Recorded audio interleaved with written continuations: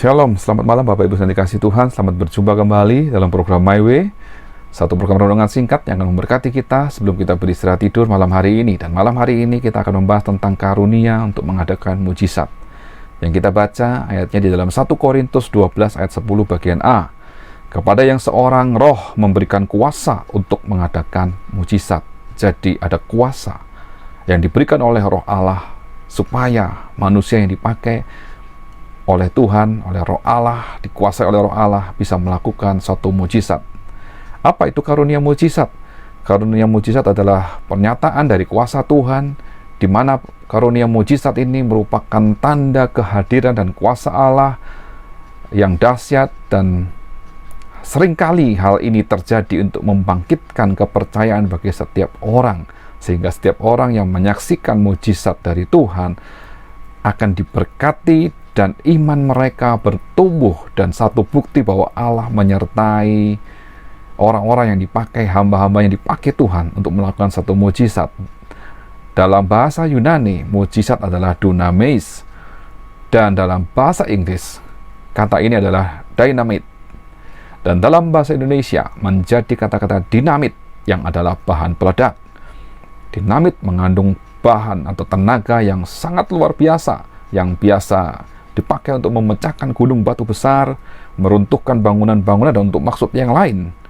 Dan kata ini juga dipakai dalam ungkapan mengadakan mujizat, dalam arti kuasa ilahi untuk melakukan perkara-perkara yang mustahil. Itulah dinamit. Ya, peristiwa-peristiwa apa yang mungkin bisa kita anggap sebagai mujizat dan dikisahkan di dalam Perjanjian Lama? Ada beberapa contoh bagaimana mujizat itu terjadi. Contohnya, Musa pada saat membelah Laut Merah, ada di dalam Keluaran 14. Atau Musa memperoleh air dari batu di Keluaran 17. Mungkin kita melihat juga kisah dalam Nabi Elia dan para Nabi Baal, 1 Raja-Raja 18. Ada api yang turun dari langit. Dan bahkan ada banyak mujizat lain yang terjadi di Perjanjian Lama. Di dalam Perjanjian Baru pun kita menjumpai banyak tanda mujizat yang dikerjakan, dilakukan oleh Tuhan Yesus Kristus. Bukan hanya Tuhan yang mengadakan mujizat, tetapi rasul-rasul dan murid-muridnya pun mengadakan mujizat yang sama seperti yang Yesus lakukan.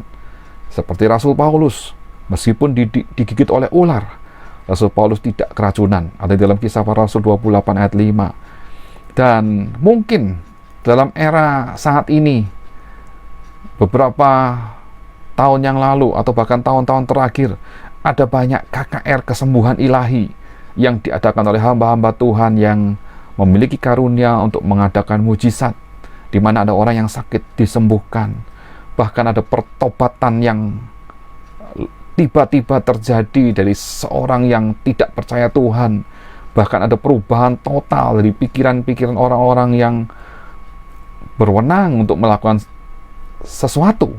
Semua itu adalah mujizat dari Tuhan yang diberikan oleh rohnya kepada orang-orang yang sungguh-sungguh percaya kepada Tuhan, sehingga kuasa untuk melakukan mujizat itu bisa terjadi di dalam pelayanan hamba-hamba Tuhan tersebut. Lalu apakah kita tidak bisa memiliki karunia melakukan mujizat? Jawabannya adalah tentu bisa.